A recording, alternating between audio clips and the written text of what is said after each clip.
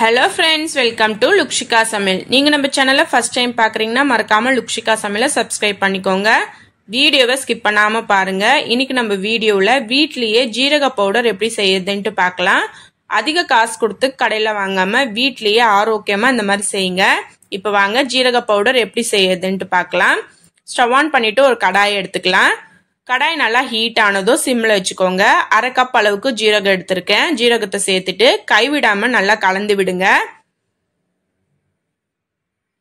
கலந்து விட நல்லா மணமா இருக்கும். இப்ப கலந்து விட்ட பிறகு பாருங்க, ஒரு 5 நிமிஷம் கழிச்சு நல்லா கலர் சேஞ்ச் ஆகிருக்கு. வாசனையும் நல்லா வருது. இப்ப நம்ம ஸ்டவ் ஆஃப் பண்ணிடலாம். ஸ்டவ் ஆஃப் பண்ணிட்டு ஒரு பிளேட்ல மாத்திட்டு ஜீரகத்தை நல்லா ஆற விட்டுடலாங்க.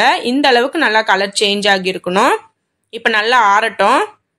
இப்ப பாருங்க நல்லா ஆறிடுச்சு. நம்ம ஒரு மிக்ஸி ஜாருக்கு மாத்தி எடுத்துக்கலாம். மிக்ஸி ஜார் சின்னதா எடுத்துக்கோங்க, அப்பதான் நல்லா அரைப்படும். அதே மாதிரி ஜார்ல எந்த ஒரு ஈரமும் இருக்கக்கூடாது, நல்லா காய வச்சு எடுத்துக்கோங்க. இப்ப ஜீரகத்தை சேர்த்துட்டு நல்லா ஃபைன் பவுடரா அரைச்சிட்டு வந்துடலாம். விட்டு விட்டு அரைங்க.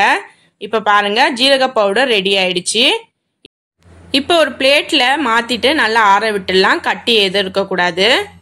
ஆறின பிறகு ஒரு டைட் கண்டெய்னர்ல ஸ்டோர் பண்ணி எடுத்து வச்சுக்கோங்க.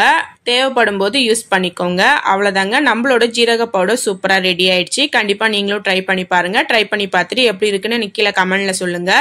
இந்த வீடியோ உங்களுக்கு பிடிச்சிருந்தா லைக் பண்ணுங்க, ஷேர் பண்ணுங்க. மறக்காம லுக்ஷிகா சமையலுக்கு சப்ஸ்கிரைப் பண்ணிக்கோங்க. தேங்க்யூ.